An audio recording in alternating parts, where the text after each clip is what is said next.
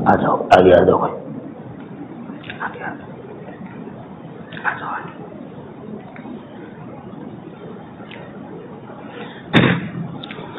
نحمده ونصلي على رسوله الكريم أما بعد فقد قال الله تبارك وتعالى في الكلام المجيد والفرقان الحميد فأعوذ بالله من الشيطان الرجيم بسم الله الرحمن الرحيم والفجر وليال عشر والشفع والوتر صدق الله مولانا العظيم. میرے محترم بھائیوں، دوستوں اور بزرگوں، حق تعالی شانہ اپنے بندوں پر بے انتہا مہربان ہے، اور اسی مہربانی کی وجہ سے معمولی بہانے اپنی بے شمار رحمتوں سے نوازتے ہیں. ایک باپ ہے، اس کے گھر میں اس کے بیٹے اور بیٹیاں ہیں. باپ بڑا دیندار ہے، سمجھدار ہے. وہ دیکھتا ہے کہ اکثر بیٹے تو ایسے ہیں جو طاقتور ہیں، کمانے پر قادر ہیں. ایک بیٹا بیچارہ کمزور اور ضعیف ہے. اب وہ چاہتا ہے کہ میں اس بیٹے کو بھی دوں اور دوسرے بیٹے کو بھی دوں، لیکن وہ یہ چاہتا ہے کہ اس معذور کو ایسے ہی دے دوں تو دوسرے بچوں کو یہ ہوگا کہ ہم بہت کچھ کرتے ہیں، ہمیں نہیں ملتا ہے یا کم ملتا ہے، اور یہ بچہ ہے، یہ بھائی ہے، اس کو ایسے ہی مل جاتا ہے.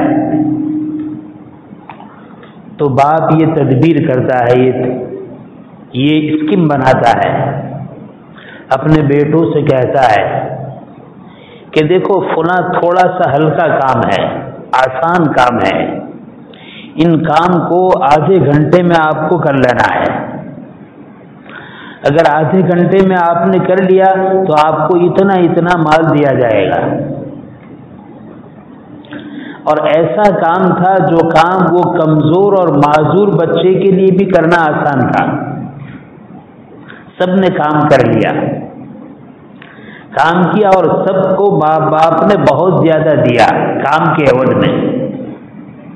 اصل تو مقصد یہ تھا کہ جو کمزور بیٹا ہے اس کو دے، لیکن تدبیر یہ بنائی تاکہ سب کو دے، کسی کا دل نہ ٹوٹے. میرے بھائی، سمجھانے کے لیے ایک مثال ہے. ہم حق تعالی شانہ کے بندے ہیں، کمزور بندے ہیں اور گنہگار بندے ہیں. حق تعالی شانہ ہمیں نوازنا چاہتے ہیں، ہمیں کچھ دینا چاہتے ہیں. ایسے دینے کے لیے اللہ تعالی شانہ جب سے پیدا ہوئے خوب دے رہا ہے، اور اسی کی دہش پر ہم چل رہے ہیں. لیکن پھر بھی وہ بڑے مہربان ہیں، بڑے کریم ہیں، بڑے رحیم ہیں. اس وجہ سے کچھ دن ایسے مقرر فرما دیے، کچھ رات ایسی مقرر فرما دی کہ جس دن میں، جس رات میں آدمی تھوڑا کرے اور تھوڑا کرنے کے نتیجے میں بہت کچھ حاصل کر لے. روایتوں میں آتا ہے کہ ذی الحجہ کے یہ پہلے 10 دن ہے. اس پہلے 10 دن کو اللہ تعالی شانہ نے نیکیوں کے کرنے کے اعتبار سے، اجر و ثواب کے دینے کے اعتبار سے بے انتہا قیمتی بنائے ہیں. علماء نے یہ بات لکھی ہے کہ 3 عشرے بڑے بابرکت ہے. محرم کا پہلا عشرہ پہلے 10 دن، ذی الحج کا پہلا عشرہ پہلے 10 دن، اور رمضان المبارک کا آخری عشرہ آخری 10 دن بے انتہا برکت والے ہیں. اور احادیث سے بھی یہ معلوم ہوتا ہے کہ ذی الحجہ کے پہلے 10 دن اعمال صالحہ کے اعتبار سے بے انتہا قیمتی اور برکت والے ہیں. روایتوں میں آتا ہے کہ اس 10 دن کی شان یہ ہے، اس کا مقام یہ ہے کہ اس 10 دنوں کو کوئی آدمی اللہ کی عبادت میں گزارے، اور عبادت بھی کوئی متعین نہیں، فرائض وہ تو پوری زندگی کے لیے ہیں، واجبات وہ بھی کرنا ضروری ہیں، سنت مؤکدہ کو بھی کرتے ہیں، فرائض، واجبات اور سنت مؤکدہ کے علاوہ جو نفل اعمال ہیں، قرآن کریم کی تلاوت ہیں، ذکر و اذکار ہیں، تسبیحات ہیں، صدقہ خیرات ہیں، یہ سارے اعمال صالحہ ہیں۔ اگر کوئی آدمی ان 10 دنوں میں یہ اعمال صالحہ کرتا ہے، اللہ تعالیٰ کے یہاں اس 10 دن کے علاوہ سال بھر میں کوئی ایسے دن نہیں ہے جو اس 10 دن کا مقابلہ کر سکے۔ یعنی یہ 10 دن کے عمل اللہ کی بارگاہ میں بے انتہا پسندیدہ ہے۔ صحابہ نے عرض کیا، یا رسول اللہ، جہاد سے بھی بڑھ کر ہے؟ آپ نے فرمایا، ہاں، جہاد جیسے عظیم عمل سے بھی ان 10 دنوں کی عبادت اللہ کے یہاں بہت زیادہ پسندیدہ ہے۔ ہاں، لیکن وہ مجاہد جو اللہ کے راستے میں جہاد کے لیے نکلے اور وہ بھی شہید ہو جائے اور جس گھوڑے پر وہ سوار ہوا وہ بھی مار دیا جائے تو اس کا درجہ بڑا ہوا ہے۔ یہ دیکھو، میں عرض کرتا ہوں کہ حق تعالی شانہ اپنے بندوں کو معمولی بہانے نیکیوں کے انبار دینا چاہتے ہیں، نیکیوں سے مالا مال کرنا چاہتے ہیں، گویا کہ خصوصی سیزن اور آفر ہیں۔ کون ہے میرا بندہ جو اس 10 دن کا لحاظ رکھے، خیال کرے اور اس 10 دن میں خوب نیک اعمال صالحہ کرے اور نیک اعمال کر کے میرا قرب حاصل کرے، مجھ سے نیکیوں کے انبار کو لے لے۔ روایتوں میں آتا ہے کہ اس 10 دن کی فضیلت یہ ہے کہ ہر دن کا نیک عمل 1 سال کے روزے کے برابر، اور ہر رات کا عمل شب قدر کی عبادت کے برابر۔ علماء نے لکھا ہے کہ رمضان کے آخری عشرے میں، آخری 10 دنوں میں شب قدر ہے، لیکن متعین طور پر نہیں۔ جس کو شب قدر ہاتھ لگی فضیلت حاصل ہوئی، شب قدر نہیں لگی نہیں فضیلت حاصل ہوئی۔ لیکن اس حدیث میں قربان جائیے، نبی کریم صلی اللہ علیہ وسلم نے کتنی بھلی بات ارشاد فرمائی کہ ان 10 راتوں میں سے ہر رات کی عبادت شب قدر کی عبادت کے برابر ہے۔ یعنی شب قدر کی عبادت کا ثواب متعین طور پر حق تعالی شانہ اپنے بندوں کو عطا فرما رہے ہیں۔ بعض روایتوں میں آتا ہے جو آدمی ان دنوں میں روزہ رکھتا ہے، نفلی روزہ رکھتا ہے، 1 روزے کا ثواب 1 سال کے روزے کے برابر ہے۔ اور بیہقی وغیرہ کی بعض روایت سے معلوم ہوتا ہے کہ 1 دن کا نیک عمل 1000 دن کے عمل کے برابر ہے۔ میں اپنے بھائیوں سے، اپنی ماں بہنوں سے بہت درد دل کے ساتھ، بہت احترام کے ساتھ یہ درخواست کروں گا کہ آئندہ ذی الحجہ کا مہینہ ہمیں حاصل ہو نہ ہو ہم کہہ نہیں سکتے۔ اس ذی الحجہ کے مہینے کے شروع ہونے سے پہلے بہت سارے ہمارے بھائی، ہماری بہنیں، ہمارے ساتھی ان ایام کے آنے سے پہلے وہ دنیا سے چل بسے۔ معلوم نہیں ہم میں سے کون آئندہ 10 دن پاتا ہے یا نہیں پاتا ہے۔ ہو سکتا ہے کہ ہماری زندگی کا یہ ذی الحجہ کا پہلا عشرہ یا آخری عشرہ ہو۔ لہذا ہر بھائی، ہر بہن اس بات کا ارادہ کرے کہ انشاءاللہ اس 10 دن کو خوب عبادتوں کے ساتھ گزاریں گے۔ اور دیکھو عبادتوں کی ترتیب یہ ہیں، فرائض کا پہلے اہتمام کہ ہم فرض نمازوں کا خوب اہتمام کریں گے، کوئی بھی فرض نماز ہماری قضا نہ ہونے پائے، مرد ہیں، عاقل بالغ ہیں، اس کی کوئی بھی فرض نماز بلا تکبیر اولیٰ کے اور بلا صف اولیٰ کے نہ ہو، اس بات کا اہتمام کریں۔ فرض نماز کے ساتھ جو سنت مؤکدہ ہے، سنت غیر مؤکدہ ہے، نفل ہیں، ان نمازوں کا بھی ان دنوں میں خاص اہتمام کریں گے 10 دن۔ تو ایک تو ہمیں یہ کام کرنا ہے، پھر اس کے ساتھ اپنے فارغ اوقات میں جتنا وقت ملے قرآن کریم کی تلاوت میں، ذکر و تسبیح میں، اور اسی طرح ذکر و اذکار میں، دعا استغفار میں، توبہ میں، نوافل کے اہتمام میں اپنے آپ کو لگائیں گے۔ حدیث سے معلوم ہوتا ہے کہ ان 10 دنوں میں تسبیح اللہ کو بہت پسند ہے، تحلیل، تکبیر اور تحمید یعنی لا الہ الا اللہ کہنا، اور اسی طریقے سے اللہ اکبر کہنا، اور اسی طرح الحمدللہ کہنا ان 10 دنوں میں بہت پسند ہے۔ اس روایت سے اشارہ ملتا ہے ان 10 دنوں میں، چند دنوں میں ہر فرض نماز کے بعد تکبیر تشریق کہی جاتی ہے، اللہ اکبر، لا الہ الا اللہ، واللہ اکبر وللہ الحمد۔ اس میں لا الہ الا اللہ بھی ہے، اس میں اللہ کی تکبیر اللہ اکبر بھی ہے، اور اس میں تحمید الحمدللہ بھی ہے۔ ان 10 دنوں میں چلتے پھرتے اٹھتے بیٹھتے پڑھنا چاہیے۔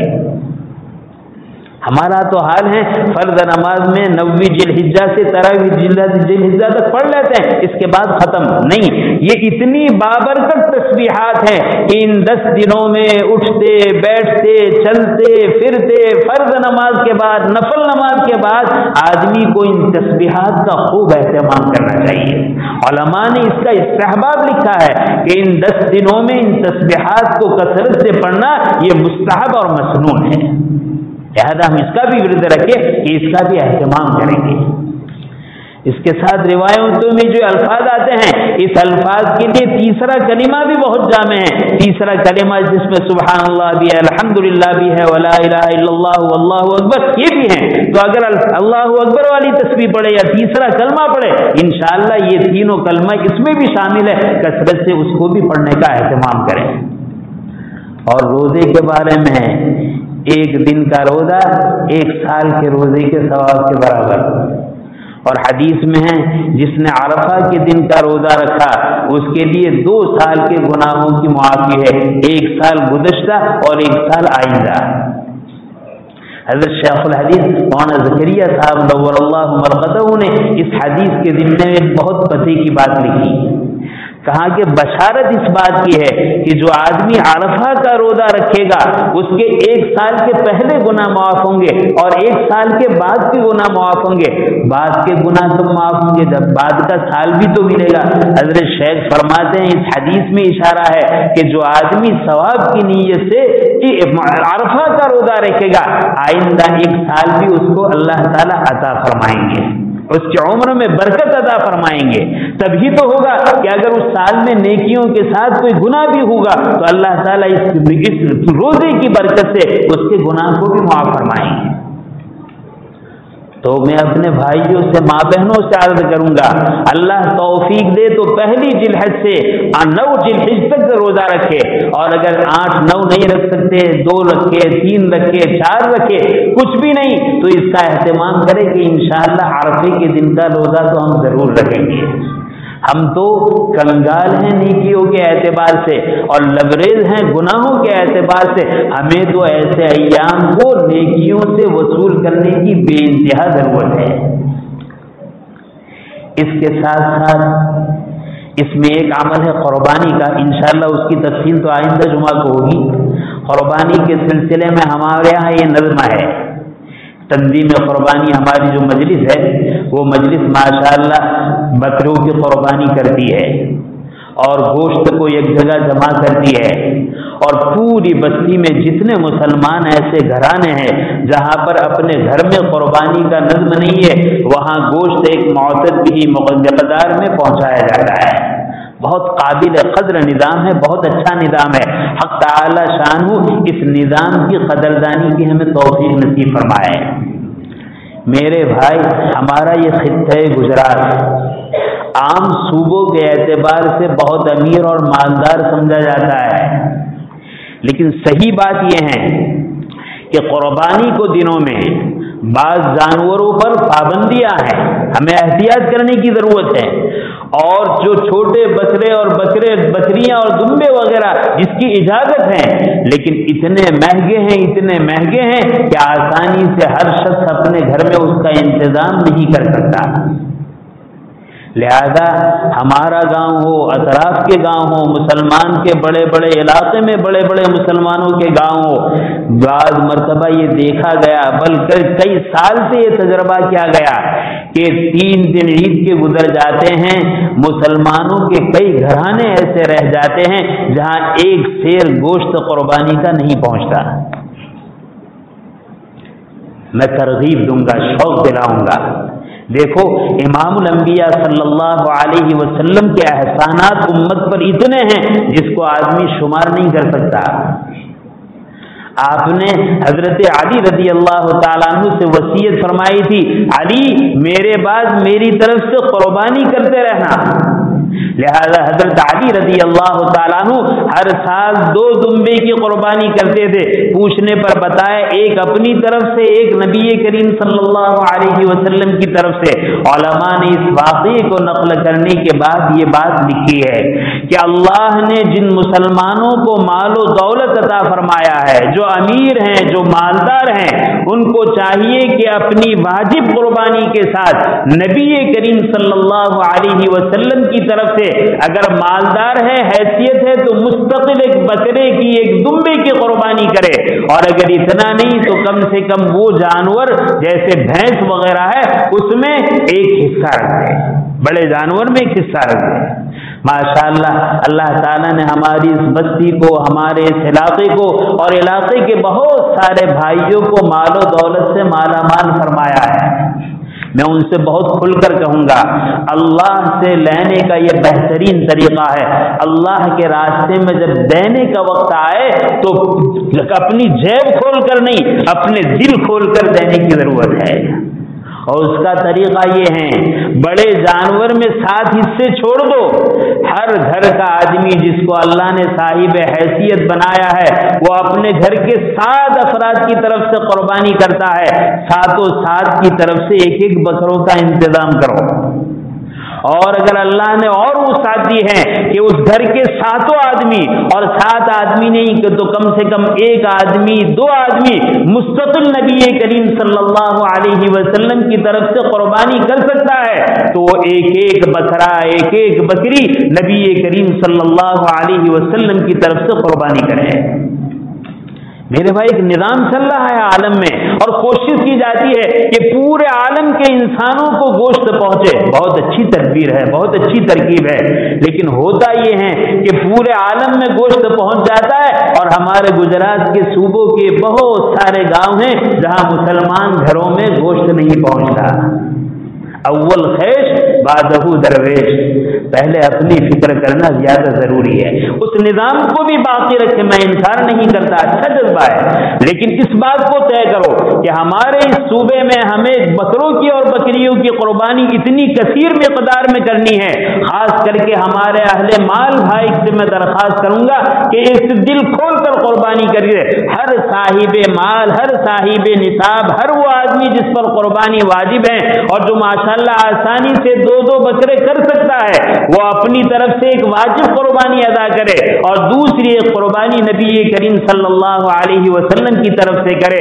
اگر ایک مالدار بھائی کے یہاں 5 آدمی ہیں، 5 نے اپنی طرف سے واجب قربانی کی اور اللہ نے حیثیت دی ہے تو 5 نے نفل قربانی کی، یا 3 نے کی، یا 2 نے کی، یا 1 نے کی، آپ تنظیم کو وہ بکرے حوالے کرے، انشاءاللہ اس کی برکت یہ ہوگی۔ آپ اپنی آنکھوں سے دیکھ رہے ہیں کہ کئی سالوں سے یہاں یہ نظام ہے، اس نظام کی برکت سے مسلمان کے ہر گھر میں، چاہے وہ غریب ہو چاہے غریب نہ ہو، لیکن قربانی نہیں کر سکا ہے، ایسے سارے گھروں میں اتنا گوشت ملتا ہے کہ مسلمان 2 دن 3 دن اطمینان سے سیراب ہو کر قربانی کے گوشت سے اللہ کی ضیافت کو قبول کرتا ہے اور اللہ کی مہمانی سے سیراب ہوتا ہے۔ اخیر میں ایک بات عرض کروں گا، قربانی کرنے والے سوچیں کہ آپ کا مقام کیا ہے، آپ کی حیثیت کیا ہے۔ اللہ نے اس قربانی کو آپ کے اوپر واجب کر کر اللہ نے اپنا نائب آپ کو بنایا ہے، اپنا قائم مقام اس قربانی کے عمل میں بنایا ہے کہ اصل میزبان میں ہوں، اصل مہمانی کرنے والا میں ہوں، لیکن میں نے اپنے بندوں پر واجب کیا کہ تم میری طرف سے میزبان بن جاؤ اور میرے بندوں کی مہمانی کرو۔ ہر قربانی کرنے والا اللہ کے مہمانوں کا اللہ کی طرف سے میزبان ہے، بہت بڑا شرف ہے۔ حق تعالی شانو اس بات کو سمجھنے کی توفیق عطا فرمائے، اور ہمارے بھائیوں کو، ہماری بہنوں کو اللہ نے ماشاءاللہ ہمارے اس خطہ گجرات میں اور ہمارے اس قصبے میں، ہمارے اس گاؤں میں اور ہمارے اطراف میں مسلمانوں کو بہت زیادہ مال و دولت سے مالا مال فرمایا ہے۔ اگر اس طریقے سے وہ نظام بنائیں گے تو اس نظام سے ایک تو اللہ کی مہمانی کا جو فریضہ ہے وہ ادا ہوگا، اور ایک ایک گھرانے انشاءاللہ اللہ کی مہمانی سے سیراب ہوں گے اور پیٹ بھر کر گوشت کھائیں گے۔ میرے بھائی، جہاں ہماری مسلمان بستیوں میں ایسے گھرانے ہیں جہاں روزانہ گوشت بکریوں کا دیکھا جاتا ہے، کتنے بیچارے غریب گھرانے ایسے ہیں، کتنے یتیم گھرانے ایسے ہیں، کتنے بیوہ گھرانے ایسے ہیں، کتنے مزدور گھرانے ایسے ہیں، سال سال گزر جاتا ہے، ان کے چھوٹے چھوٹے بچوں کو اور ان کی اولاد کو بکریوں کا گوشت دیکھنے کو نہیں ملتا۔ کیا ہماری غیرت ہوگی؟ کیا ہماری انسانیت ہوگی؟ کیا اللہ کی مہمانی کے دن میں بھی جو پورا سال گوشت نہ دیکھ سکے وہ ان دنوں میں بھی گوشت دیکھنے سے محروم رہے؟